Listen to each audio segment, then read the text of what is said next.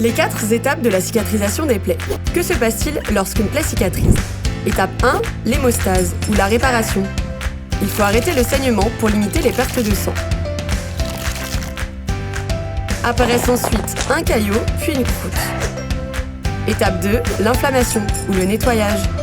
Chaleur localisée, écoulement, érythème, inconfort. Les neutrophiles et les macrophages nettoient la plaie et la gardent saine. Étape 3, la prolifération ou la fabrication. La plaie est comblée avec un nouveau tissu de granulation.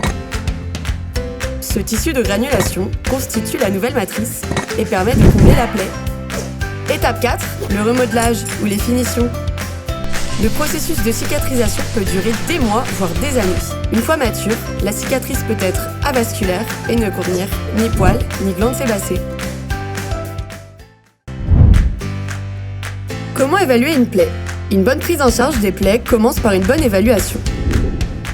Le triangle d'évaluation des plaies permet de prendre en charge non pas la plaie, mais bien le patient dans sa globalité. Le triangle d'évaluation des plaies tient compte des 3 axes suivants. Premier axe, le patient. Deuxième axe, la description de la plaie. Troisième axe, le contexte social. Pour l'analyse du patient et du contexte social, il faut se pencher sur les informations, l'âge, le sexe, la nutrition et la mobilité, le tabagisme et l'alcool, le travail et le mode de vie, mais aussi les antécédents médicaux, les comorbidités et les médicaments. Pour son analyse, la plaie est découpée en 3 zones. La peau périlésionnelle, la berge de la plaie, le lit de la plaie. Le triangle d'évaluation des plaies permet de définir les objectifs thérapeutiques et les traitements adaptés. Mais pourquoi ont été développés les pansements techniques? Les pansements techniques possèdent la capacité de maintenir une humidité et une température adaptées. Mais pourquoi cherchons-nous à maintenir ces conditions? Prenons l'expérience du Dr Winter. Des plaies ont été induites chirurgicalement chez un porc. Certaines plaies ont été laissées à l'air libre, d'autres ont été couvertes par un film en polyéthylène et donc en milieu humide. 3 jours après la chirurgie, le pourcentage de cicatrisation est beaucoup plus élevé pour les plaies maintenues en milieu humide. La cicatrisation des plaies est donc 2 fois plus rapide en milieu humide.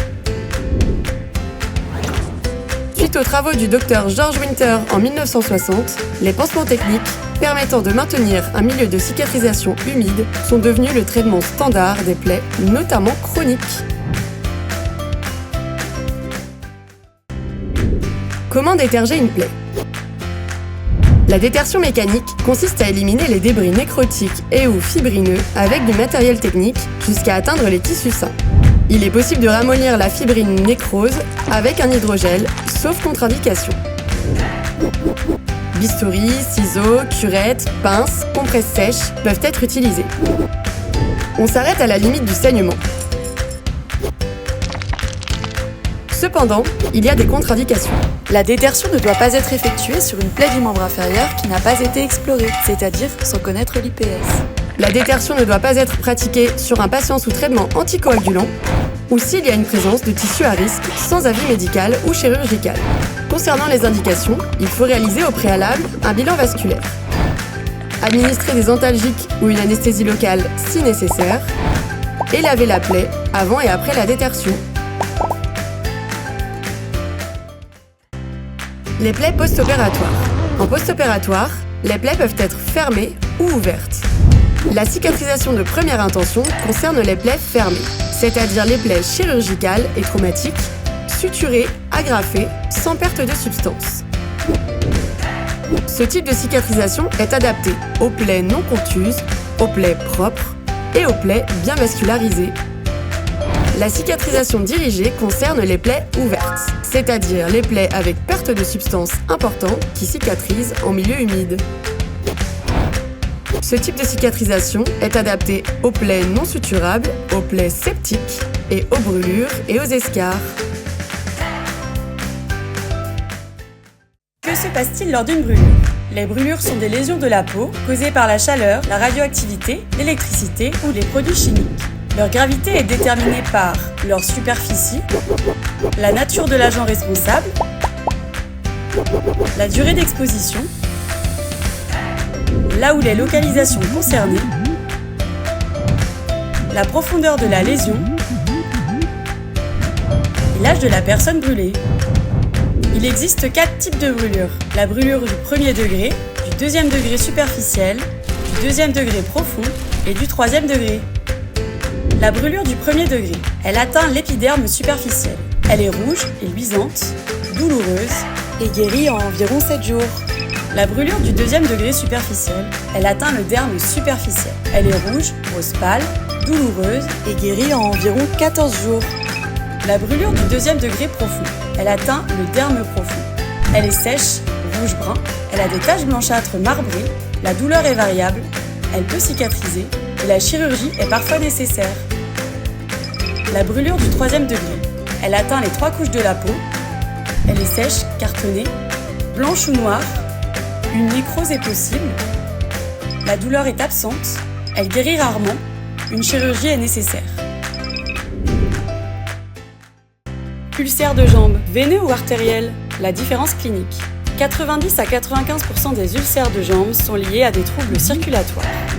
Concernant les ulcères veineux, ces signes cliniques possibles sont qu'ils se trouvent sur la zone périmalléolaire, qu'il est superficiel, que ses contours sont irréguliers, qu'il y ait des berges en pente douce, des douleurs, une dermite ocre ou une atrophie blanche. Ces facteurs de risque sont d'être une femme de plus de 50 ans, le tabac, les piétinements, mais également les antécédents de phlébite, de varices et de jambes gonflées.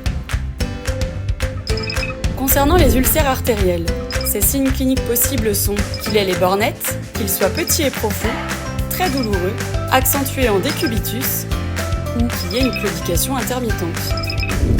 Ces facteurs de risque sont d'être un homme de plus de 50 ans, le tabac, le diabète, l'obésité, mais également les antécédents d'hypertension artérielle et d'hypercholestérolémie.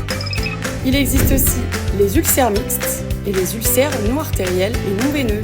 Mais attention, l'aspect clinique n'est qu'un indicateur qui permet d'orienter le diagnostic. La mesure de l'IPS ainsi que l'échodoppler sont nécessaires pour confirmer l'étiologie de l'ulcère et ainsi adapter le traitement. L'ulcère de jambe veineux. Comment prendre en charge ce type d'ulcère? Étape 1, il faut chercher des signes orientant le diagnostic. Les signes cliniques systématiques sont qu'ils soient en zone périmalléolaire, superficielle, aux contours irréguliers, avec des berges en pente douce. Les signes cliniques possibles sont la dermite ocre et l'atrophie blanche.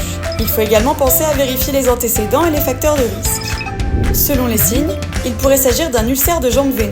Mais pour confirmer le diagnostic, il faut réaliser des examens auprès d'un spécialiste vasculaire, c'est-à-dire passer à l'étape 2 et réaliser un échodoppler et une mesure de l'IPS. L'échodoppler veineux est une échographie des veines des jambes. La mesure de l'IPS est un examen non invasif de dépistage vasculaire. Ici, l'insuffisance veineuse est confirmée. Il s'agit bien d'un ulcère de jambe veineux.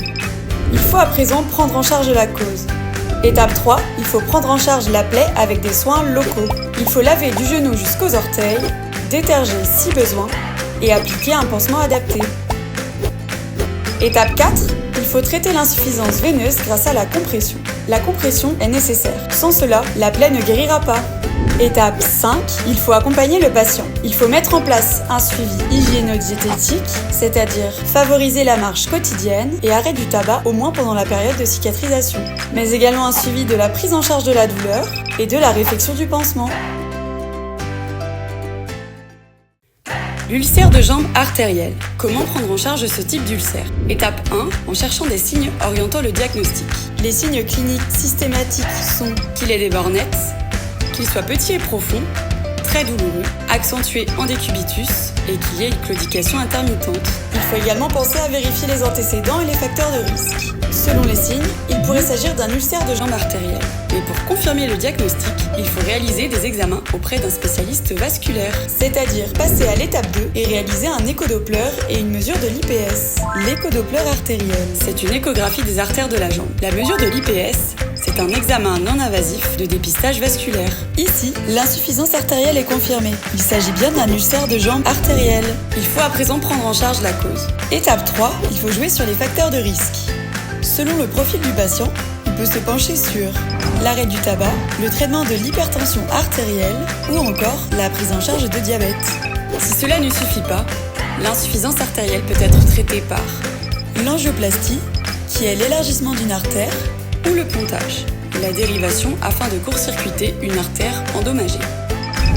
Étape 4, il faut prendre en charge la plaie avec des soins locaux. Il faut laver du genou jusqu'aux orteils, déterger si l'état vasculaire le permet et appliquer un pansement adapté.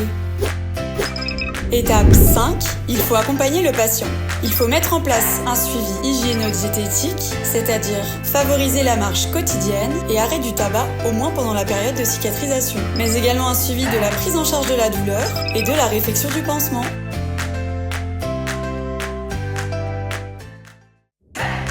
Qu'est-ce qu'une escarre ?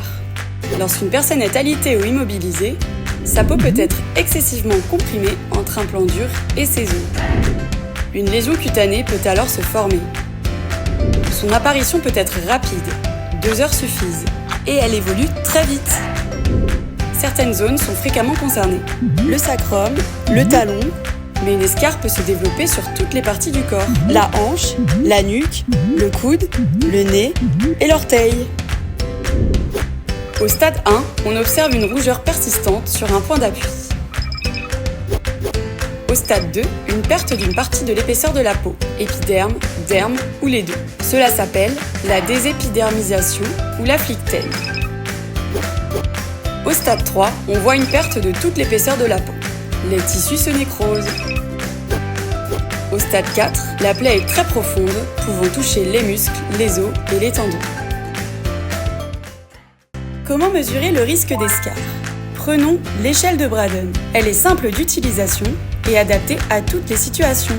L'échelle de Braden est découpée en 6 critères d'évaluation du risque. Par exemple, la perception sensorielle, avec la réponse à l'inconfort causé, ou encore les frictions et cisaillements, avec le contact peau-support. Par exemple, un drap trop bordé ou le patient qui glisse dans le lit. Chaque critère est évalué de 1 à 4. À 1, le critère est jugé critique. À 4, il est jugé non inquiétant. Vous l'aurez compris, plus le score final est bas, plus le risque d'escarre est élevé. Pour un exemple d'utilisation, retrouvez un cas clinique en partie 2. Cas clinique.